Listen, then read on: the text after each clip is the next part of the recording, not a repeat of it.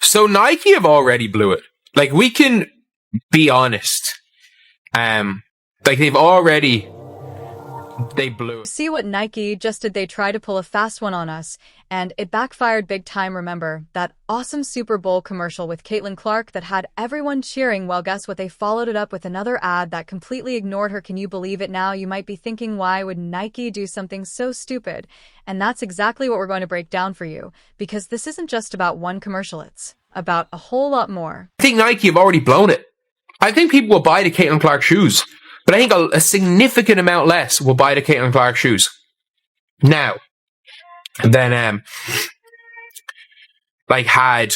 Trust me, you're not going to want to miss what happened next. All right, let's talk about Nike's epic fumble. You know how they were riding high after that Super Bowl commercial with Caitlin Clark. Well, hold on to your seats, because what happened next is almost unbelievable. Been having one horrible week in the media, bro. And what's crazy is that everything started off great. They put out a wonderful Super Bowl commercial. Everybody was for Nike. You want to know what Nike did? Shot themselves in their own foot, man. Picture this. Nike's got everyone talking about their amazing Super Bowl ad. People are cheering. Social media is buzzing. And it seems like they've scored a major win, but then in a move that'll make your jaw drop, they release a follow-up ad the very next day. And guess what? Caitlin Clark, the star of their Super Bowl spot, is nowhere to be seen. It's like she vanished into thin air. We know they put out the wonderful Caitlin Clark commercial over the last weekend in the Super Bowl. Then the very next day, they messed up, put out another commercial. Didn't even mention Caitlin Clark. Can you imagine being in that marketing meeting? Hey, you know, that athlete everyone's talking about. Let's pretend she doesn't exist in our next ad. It's like they took their slam dunk and turned it into an air ball in record time. Now you might be thinking, surely they had a good reason for this, right? Well, buckle up, because it gets even crazier. The backlash was immediate, and intense fans were scratching their heads wondering how Nike could go from celebrating Clark one day to completely ghosting her. The next, it was like watching a car crash in slow motion, but instead of cars, it was Nike's reputation smashing into a wall all of angry fans. Awful. Like, what Nike have done is they have basically not, like, they're not gonna. Here's where it gets really interesting. Instead of owning up to their mistake, Nike decided to do something that'll make you facepalm so hard you might need an ice pack. They actually tried to re-edit the ad. Can you believe it? It's like they thought nobody would notice if they just slapped a quick fix on it. And just yesterday, they re-edited the damn commercial and did a voiceover over it. Like, my goodness. If I was Nike, I'd just be quiet right now. At least a good 2 weeks. Imagine being in that editing room, quick add a voiceover. Maybe if we talk over the video, people will forget we snubbed one of the biggest stars in basketball. It's the kind of move that makes you wonder if they've ever heard of the internet, where nothing ever really disappears. And guess what? This desperate attempt at damage control backfired spectacularly. It's like they took a bad situation and decided, you know what, this needs more gasoline. People saw right through it, and instead of fixing the problem, they just made themselves look even worse. Seems like at every step, Nike have done everything to try and make her the villain. Like, they've tried to do everything to piss off fan bases. Like, they have.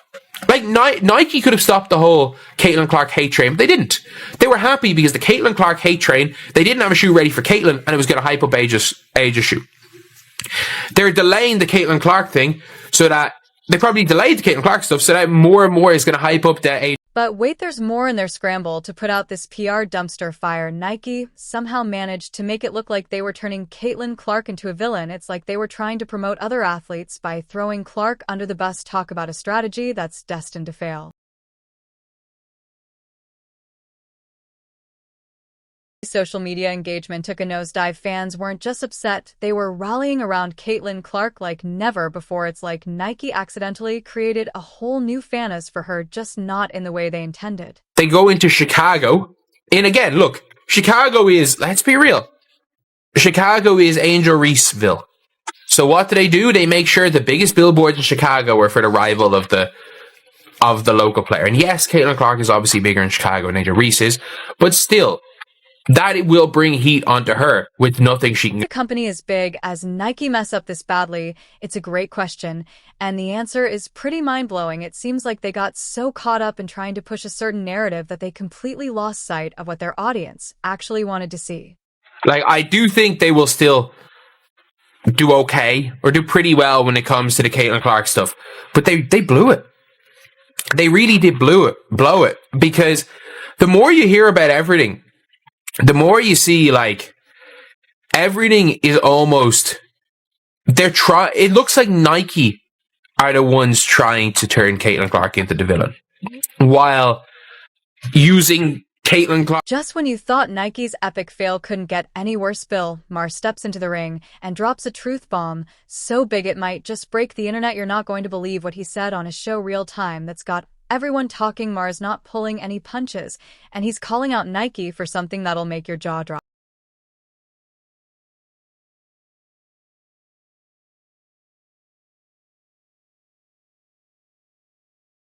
So here's the deal. Maher is asking the question everyone's been thinking, but no one's had the guts to say out loud. He straight up asked who exactly is telling women they can't win in sports. Can you believe it? It's like he read our minds. Maher is pointing out something that's been staring us in the face this whole time. Female athletes are actually celebrated left and right in today's culture. The sexes. Did you watch the Super Bowl? Did you see the commercials? Did you see the Nike commercial that they ran with all the women athletes? Are we allowed to show a piece of that?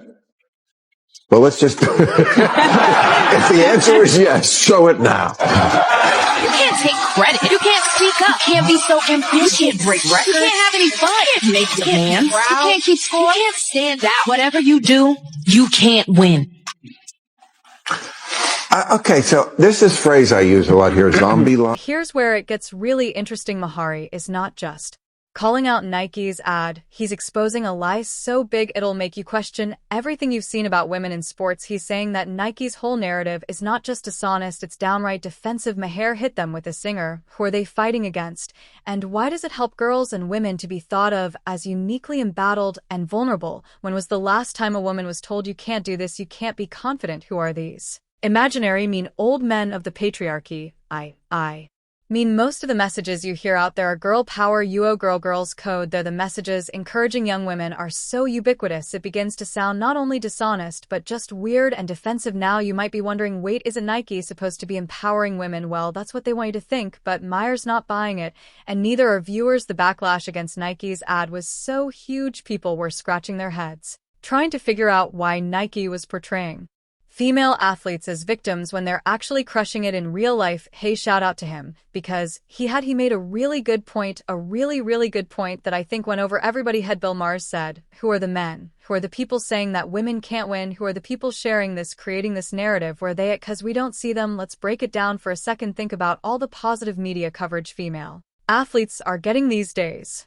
Sponsorship deals through the roof, visibility off the charts. It's like Nike's living in some alternate universe where women's sports are still stuck in the dark ages. Bill Maher has skirted Nike's recent Super Bowl commercial, claiming a giant lie about piracy runs through the clip involving stars such as Caitlin Clark and Richardson. So when features come to the biggest names in women's sports, including WNBA superstars Caitlin Clark. But wait, there's more. Maher's critique isn't just about Nike being out of touch, it's about how their whole marketing strategy is completely missing the mark. I mean, have you seen Caitlin Clark lately? She's not just winning, she's dominating so hard that she's making waves in the men's game too. You might be thinking, okay, but why does this matter? Well, here's the kicker. Nike's trying to push this narrative of female athletes being constantly doubted and oppressed, but it's so far from the truth. It's not even funny. It's like they're fighting against some invisible enemy that doesn't even exist anymore. Who is saying this to them? Who are they? Who are they fighting about against?